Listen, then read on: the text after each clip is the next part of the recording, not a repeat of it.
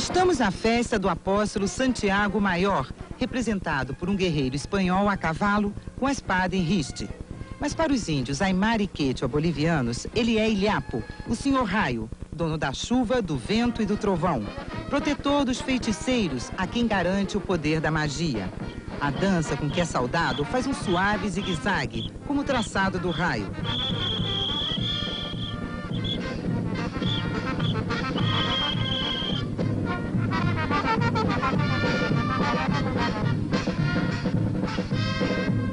A títia, bebida fermentada de milho, e a cerveja, de cevada, lembram as outras divindades, a da terra, a Pachamama e os espíritos ancestrais.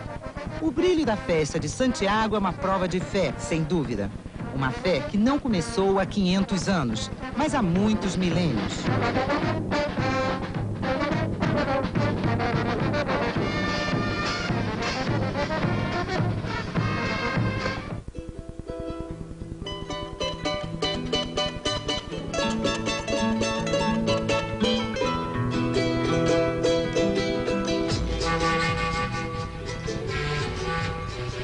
Esse lugar é conhecido como a Forca do Inca, um nome naturalmente dado pelos espanhóis que talvez tenham mesmo usado essa formação como uma forca.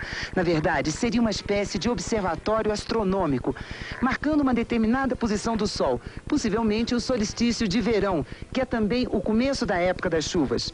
Pode-se imaginar a importância dessa marcação para um povo que adorava o Sol como a sua maior divindade.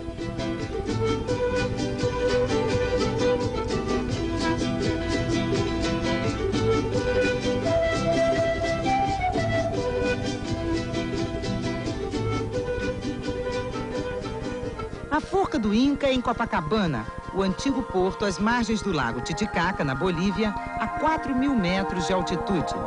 Aqui se toma o barco para a Ilha do Sol, onde, segundo a tradição, desceram à terra os filhos do rei Inti, o próprio Sol, para fundar o Império Inca. Bem, estamos chegando na Ilha do Sol, exatamente como faziam os Incas na sua peregrinação anual.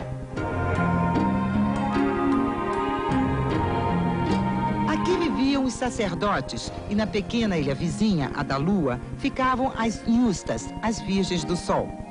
Conta-se que as ilhas eram ligadas por um túnel e que aqui no Lago Titicaca, entre as duas ilhas, estaria escondido o grande tesouro Inca. Até hoje, as mulheres camponesas praticamente não falam espanhol, e sim aimara. Gregória Ramos me explica que ela e a mãe estão fazendo um forno para assar batata e aipim, exatamente como suas antepassadas. Sim, sim. Sim, sim. Sim. Ah, vai cocer comida aqui? Sim, comida. Essa é a ruína de um forte Inca. Seria a construção mais antiga aqui da Ilha do Sol. Quem nos vai contar essa história é um aimara, Corsino Quispe, que vive aqui em Copacabana. Corsino, qual é a história desse forno? Bueno, sé que esta construcción lo hicieron los incas.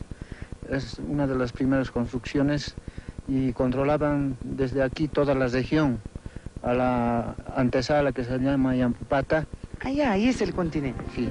Entonces ahí vivían familias seleccionadas de donde proveían alimentación para los que vivían, aquí las ñustas vivían, ¿no? Y desde aquí también controlaban la isla de la Luna.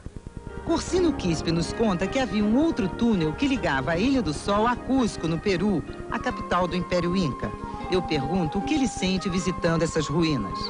La arquitectura de los incas ha sido avanzado antes, ¿no? Porque ellos no han usado ni maderas para los techos, nada, sino solamente pura piedra han construido hasta los techos.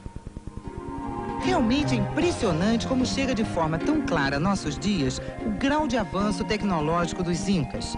Em outro ponto da ilha, vemos a fonte da juventude eterna.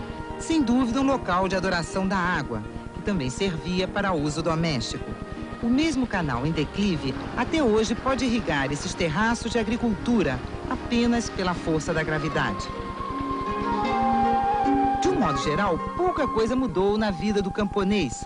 O arado é o mesmo há pelo menos centenas de anos. As espécies cultivadas foram domesticadas pelos antepassados, como as dezenas de tipos de batata, milho e cereais. Da mesma forma, ainda se sacrifica uma lhama para a Pachamama, a deusa terra, garantir a colheita.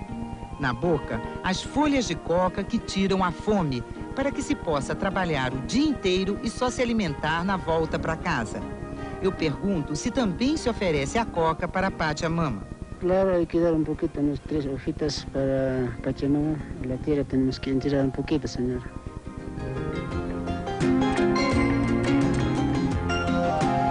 De coca maceradas também servem como anestésico para fraturas, entorses ou reumatismo. Mas a principal utilidade é ritual. Os feiticeiros, ou iatires, leem a sorte nas folhas de coca. As folhas podem cair viradas ou não, formando diferentes desenhos. Aí está.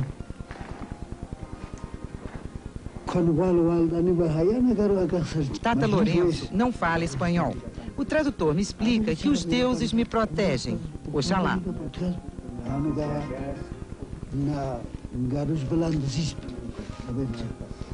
Segundo os arqueólogos, toda a sabedoria dos incas veio de muito tempo antes, do Império de Tiahuanaco, que ia do Chile ao norte do Peru e durou 2.500 anos. Em todos esses lugares foi encontrada a mesma marca, a cruz andina. Ela serviu de modelo matemático não somente para a construção dos templos na capital, como também para a expansão do império e, sobretudo, como um princípio de equilíbrio do homem andino. A capital do Império Tiahuanaco fica próxima ao lago Titicaca, a 1 hora de carro de La Paz. Esta já foi uma cidade com 100 mil habitantes e dezenas de templos. A fachada dos principais monumentos era revestida de folhas de ouro, como a Porta do Sol, feita num único bloco de uma pedra muito dura, a andesita, que veio de bem longe. Tiahuanaco dominou culturas existentes anteriormente, como a que adorou este velho ídolo, o Contique, mas foi destruída no século XII ou XIII. Talvez fugindo dos novos invasores, remanescentes dessa velha civilização tenham chegado a Cusco, no Peru, onde se fundou o Império Inca 2 séculos mais tarde. O arqueólogo Leocádio Ticla conta que a recuperação das técnicas agrícolas de Tiahuanaco, como se vê ao lado das ruínas, permitiu nos últimos anos bater alguns recordes mundiais de produção de batata. Sem dúvida, a marca dessa antiga civilização agrícola está hoje até na forma de vestir de grande parte da população boliviana, mesmo na capital. No lago Titicaca, ao lado de modernos aerobarcos, sobrevivem as antigas embarcações feitas de uma planta do lago, a totora, uma espécie de papiro. Por acreditar na tecnologia milenar deste povo, o arqueólogo norueguês Thor Heyerdahl escolheu, numa ilha do lago Titicaca, aqueles que construiriam a balsa para a experiência que queria fazer, e deu certo. Ele provou ser possível cruzar os oceanos numa embarcação pré-histórica. Os irmãos Limati constroem balsas de totora há 3 gerações e são os melhores construtores daqui da ilha de Surique. Por isso foram escolhidos pela equipe de Thor Heyerdahl para construir o Ra-2. Ele agora está mostrando como é que se faz. Essa cordinha aqui é feita com palha brava, é apertada com uma pedra e puxada com esse gancho. Como chama isto, Juan? Este é um árbol de raiz que se chama. Ah, é uma árvore daqui da ilha. Para ajustar mais compacto. Juan, quanto tempo levaram para construir o Ra-2? Ra-2 construído 2 meses. Aos poucos, a totora vai sendo substituída pela madeira na fabricação dos barcos. Mas o Titicaca é a cultura da totora. Ao norte do lago, há inclusive ilhas feitas pelo homem totalmente de totora, como essa amostra, em que as casas, o chão, tudo é de totora. Serve também para a alimentação dos animais e até do homem. A história do altiplano andino vem sendo feita assim, há milênios, com muito esforço, enfrentando o frio, o vento, a altitude, novos invasores. A identidade dos povos Aimara, Quechua e tantos outros sobreviventes das antigas civilizações é talvez a maior força de um continente que está se redescobrindo. No próximo bloco, o culto à Virgem de Copacabana. Uma história que começou no século XVI. Mas para você que mora na Copacabana do Rio de Janeiro e nunca ouviu falar de Virgem nenhuma, diga-se de uma multidão de devotos e fiéis. A peregrinação até a igreja de Copacabana é como um ritual que guarda histórias bem diferentes entre si.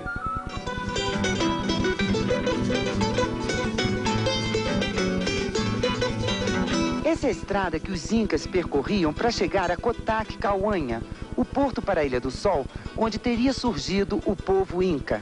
Pelo menos 700 anos depois, esse mesmo caminho é usado pelos peregrinos que levam 3 dias desde La Paz para adorar a Virgem de Copacabana.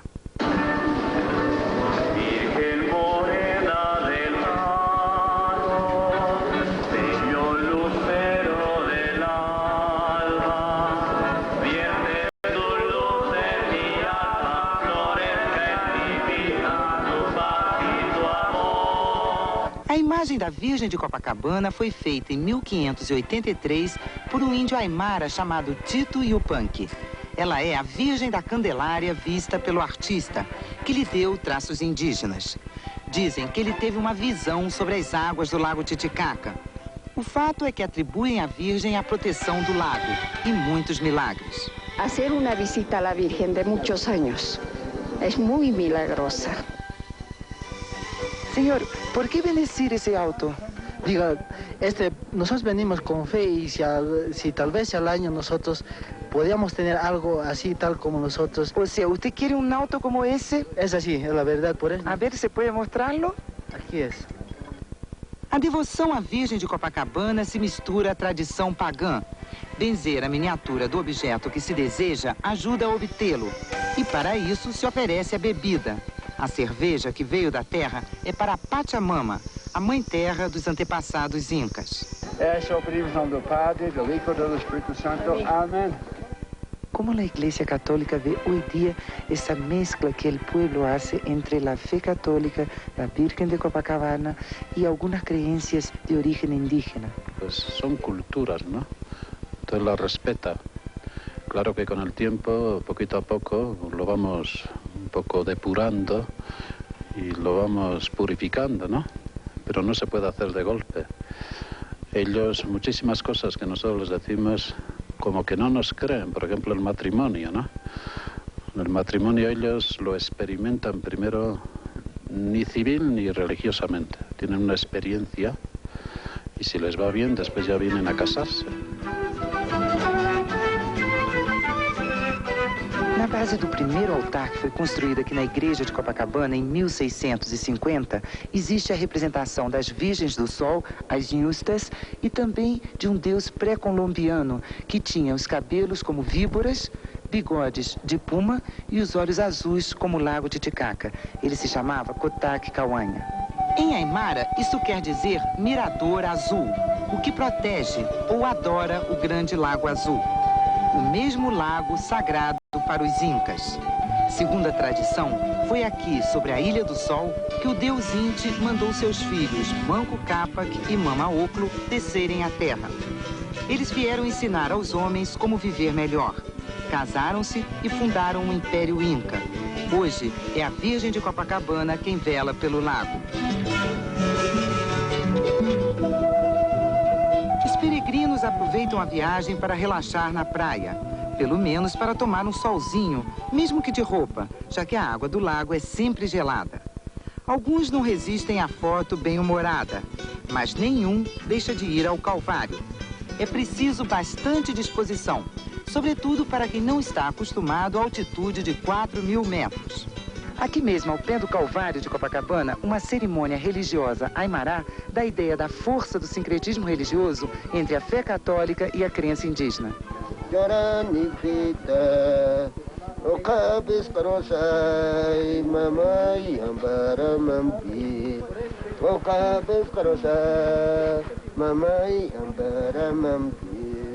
Assistimos a uma espécie de missa pagã. Primeiro as orações, depois a queima de incenso. Não faltam as miniaturas do que se deseja, como dinheiro. Ao final, como sempre, a cerveja para a Pachamama.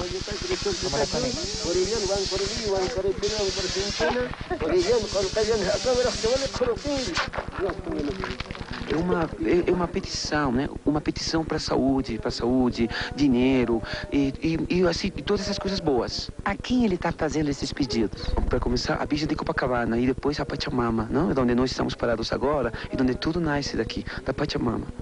Qual é a ligação da Virgem de Copacabana com a Pachamama?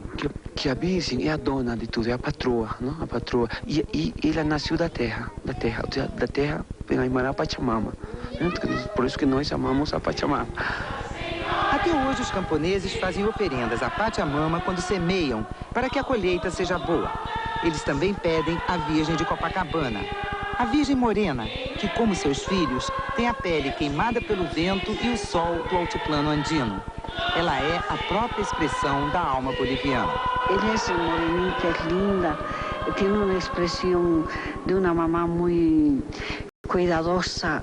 Cuando tenemos algo, decirle, mamá, me pasa esto, me duele esto. Y esta Virgen Morena nos hace ver que nosotros somos de ese color.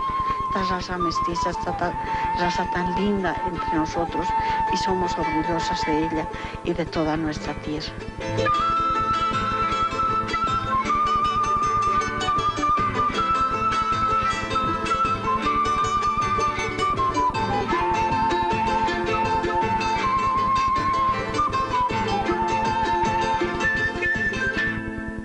No próximo bloco, uma visita às ruínas de Samaipata.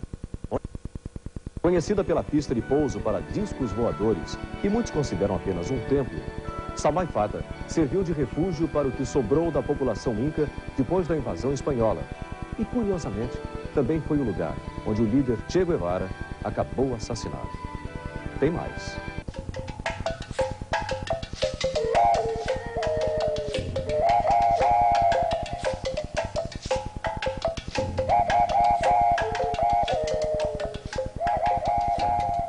Uma pista para discos voadores. Assim se tornaram conhecidas em todo o mundo as ruínas de Samaipata. Hoje se sabe que foi um templo há 3.000 anos de uma cultura que pode ter vindo do Brasil. Na língua quechua, Samaipata quer dizer lugar de descanso. Por isso, foi considerada por muito tempo como o último bastião do Império Inca, para onde teriam fugido os remanescentes da invasão espanhola no século XVI. Quem tentou se refugiar aqui, mas acabou assassinado, foi o líder guerrilheiro Ernesto Guevara, o Che, em 1967. O povo chama esse estranho lugar de Forte, e muitos já viram por aqui objetos voadores não identificados. O fato é que esse enorme bloco de pedra, esculpido com formas geométricas e de animais, sempre atiçou a imaginação popular. O professor Omar Clauri está trabalhando aqui em Samaipata desde 77. Ele estava nos explicando que esse aqui é o ponto central do monumento. O que significa, professor? Este es el lugar de ceremonias, donde acá hacían las reuniones los sacerdotes para hacer sus ceremonias. Podemos ver, por ejemplo, acá tenemos un asiento triangular donde se comunica con ese otro asiento triangular, ¿ya? Donde cada sacerdote estaba sentado frente a frente. Para o professor, Samaipata foi um grande templo de adoração dos elementos da natureza. Em datas determinadas, os sacerdotes invocavam os espíritos que se manifestavam através dessas janelas na pedra. Aqui se vê mais claramente um puma esculpido, num lugar que se acredita ter sido um oráculo de adoração a esse símbolo de energia. Naquele degrau ficaria o sacerdote. O que se pensava fosse uma pista para discos voadores, na verdade seria uma representação de uma serpente, o símbolo da fertilidade e possivelmente a divindade máxima dessa cultura. A serpente rasteja pela terra, mas tem em seu dorso o desenho em zigue-zague do raio, a eletricidade no ar. Não é por acaso que em outras culturas pré-colombianas, como a maia e a asteca da América Central, a serpente com asas representava o poder divino, a união da terra com o ar. O professor Omar Clauri acredita que quando os incas chegaram a Samaipata, possivelmente ainda encontraram o povo original do lugar. Um dado que revoluciona as antigas teorias de ocupação da América é que esse povo tem, claramente, uma origem amazônica, como demonstram as urnas funerárias ainda usadas por nossos índios, ou a cerâmica com forma humana, muito semelhante à da região do Rio Tocantins, entre Amazonas e Pará. Entonces la ciudad está ubicada en todo este sector sur, en forma de media luna. Hay más de 700 viviendas que en este momento no podemos observarlos porque están completamente cubiertas con la maleza. Este monumento en sí es tan impresionante y en nada tendríamos que envidiar, por ejemplo, a las ruinas de Machu Picchu del Perú, porque de todas maneras la parte de la ciudadela entonces nos va a demostrar de que hubo una ocupación constante y al mismo tiempo las viviendas están construidas de dos tipos, sobre palos y las otras de piedra que utilizaron para sus construcciones. Aos poucos, a ciência vai derrubando o mito de que nos trópicos se desenvolveram apenas povos indolentes, incivilizados, à espera dos europeus salvadores, ou até de extraterrestres. Hoje, misturados, esses povos têm a chance de somar suas culturas, reparando, talvez, os erros de nossos antepassados. No próximo bloco, todo o charme e sedução das trigêmeas gaúchas. Pensando nelas assim, você poderia dizer no ato que fruta você gosta mais? Chimarrão não é fruta. Não é fruta, não. Diga lá, qual casca te encanta? Qual é a sua fruta preferida, hein? Caqui. Qual? Maracujá. Pêssego. Maçã, sapoti, a pera, a uva. Estou sempre comprando e levando para casa, para a patroa. Muitos outros países, além, é claro, de habitar diariamente os sonhos de muita gente boa. Hoje, elas, as trigêmeas gaúchas, dispensam a nudez e já mostraram com sobras que são modelos de sucesso e futuro. Poderosas, absolutas, um charme 3/8 acima para você.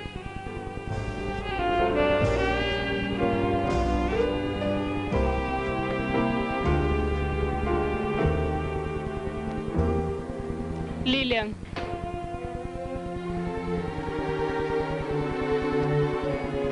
No carnaval, quando a Caprichosos de Pilares passou, eu cheguei a ficar até com pena dos meus colegas da televisão que estavam fazendo a narração do desfile, porque ninguém sabia precisar quem era quem nessa conceituação das trigêmeas gaúchas que brindaram mais uma vez o Carnaval Carioca de 1995. Mas depois que a gente bate um papinho e conversa com elas, é muito fácil distinguir. Quer ver só? Vou conversar primeiro aqui com a Marilise. Tudo bem, Marilise? Tudo bem, só que eu sou a Renata. Bom, acho que eu não dei bem nessa primeira investida, mas então agora eu vou acertar. Tudo bem, Marilise? Tudo bem, mas só que eu não sou Marilise, não, sou a Lilian. Acho que por exclusão sobrou a Marilise. Sobrou a Marilise, a única, né? Mas você nasceu primeiro. Nasci primeiro, nasci 10 minutos antes de Lilian e a Renata 20 depois de mim. Marilise. Agora, Renata, me conta essa história. Como é que foi essa trajetória de vocês? Lilian. Bom, nosso trabalho foi... A gente começou a desfilar lá no Sul desde criança. A minha mãe tinha boutique, então a gente era 6 anos, já estava andando numa passarela. Mas tudo começou mesmo aos 12 anos, quando a gente começou a fazer curso de manequim sério, com diploma. E aos 15 anos a gente foi convidado para posar para Playboy, só que a gente não aceitou e a gente não queria, nem meus pais. E nesse meio tempo a gente continuou desfilando só no Rio Grande do Sul. Aí depois, aos 18, voltou a Playboy atrás da gente, aí a gente resolveu posar. 5 meses depois do convite, a gente resolveu posar com o consentimento da família.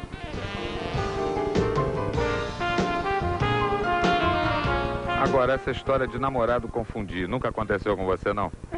Já. Ou até, quem sabe, dar assim uma paqueradinha no namorado da outra? Não, assim, de chegar, dar uma paqueradinha no início do namoro já, porque não sabe quem é quem. Mas assim, de confundir, de chegar e beijar, ainda não teve nada disso. Mas até um tempo atrás, meu namorado, meu ex-namorado, eu tinha arrancado siso, eu e Lilian, né?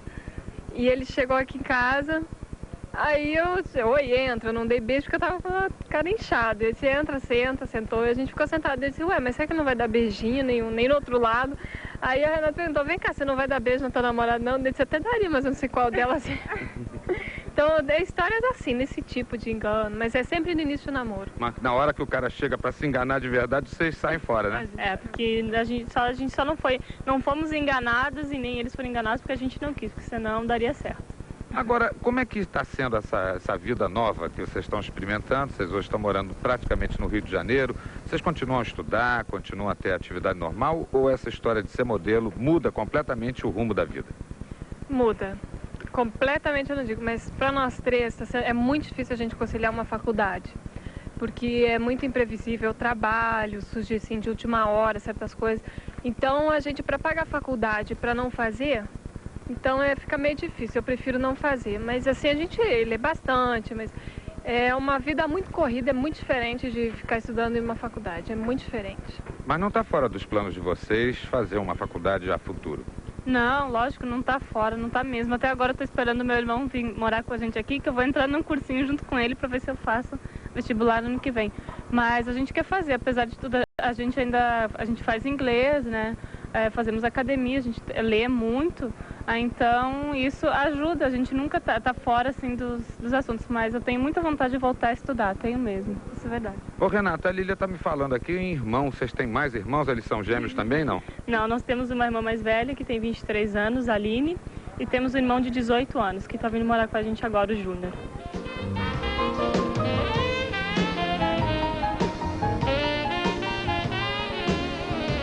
Renata. Alguma vez já pintou assim algum convite para teatro, novela, televisão? Já pintou logo no início da carreira, logo no início que a gente depois posou para Playboy brasileira, a gente foi convidado para fazer uma peça de teatro.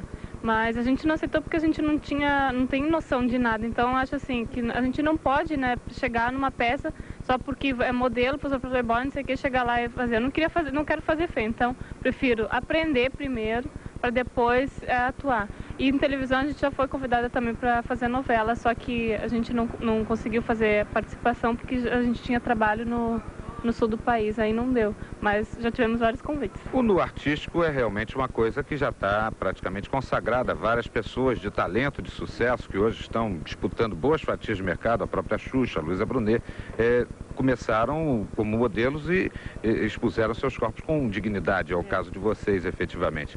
Mas vocês acham que, se fosse começar tudo de novo, valia a pena? Pode ser feito a carreira por aí? Eu acho que pode. Eu acho que a Playboy, fazer a revista Playboy no artístico é uma das maneiras de começar a carreira. Só que eu acho que muitas modelos posam para Playboy, mas depois não tem cabeça para segurar, porque as pessoas falam muito. Então você tem que ter cabeça para segurar e não deixar cair. Acho que a gente conseguiu segurar isso numa boa, porque tem muita gente que se desanima e aí faz trabalhos que não devem, né, não sei o quê. Quer dizer, não devem para mim, tem muitos que acham que devem, então fazem. Mas tem que ter o pique de segurar, mas acho que é um bom começo, mas tem que ter cabeça para se levar em frente e não descer o patamar. Qual é o futuro das 3 prendas gaúchas, as trigêmeas? Futuro? Futuro, Renato? Trabalhar muito, viajar muito. E agora o que a gente acabou que pra gente era uma coisa que a gente estava querendo há muito tempo, e nós entramos para a agência Elite de modelos, iremos conhecer João Casablancas hoje, e vamos ver se a gente sai para fora do país trabalhando mais como modelo agora. E é o futuro, a vida de modelo e correr o mundo todo trabalhando como modelo, mostrando as trigêmeas gaúchas.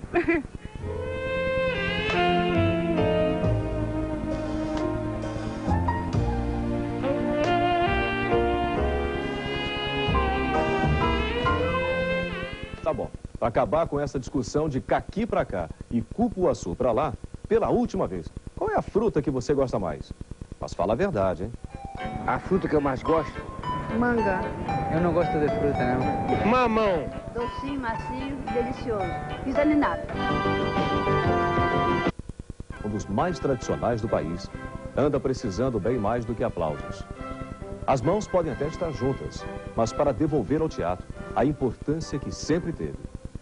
Na próxima semana, Câmera Manchete abre as cortinas e, infelizmente, os problemas do municipal, que não são poucos, mas que podem ser resolvidos. Até porque o show, literalmente, tem que continuar. Até lá. Damas acompanhadas grátis.